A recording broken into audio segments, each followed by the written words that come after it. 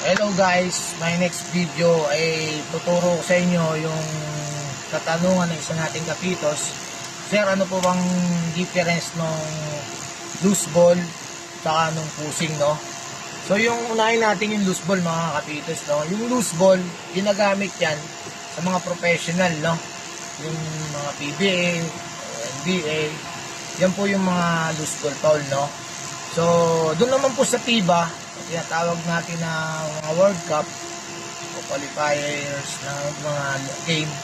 So pushing naman po yan, no? So yan po yung dalawang signal na dapat hindi po natin ginagamit kapag amateur yung ating liga o FIBA, no? Pushing lang po tayo talaga, yan po yung tamang signal. So, wala pang penalty, direction of play, no? So yung sa loose ball naman, pushing, parang pushing sa kanila yan pero ang signal nila ay parang pagganon, no? So ganun lang guys ang ating papasok natin tong tip na to sa tip number 29 na tayo. Yan, hindi siguro baliktad sa video yan, no?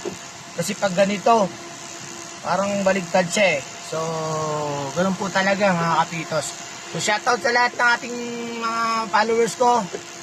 Panibagong another tip na naman po itong ating binigay na to. Salamat and God bless you all.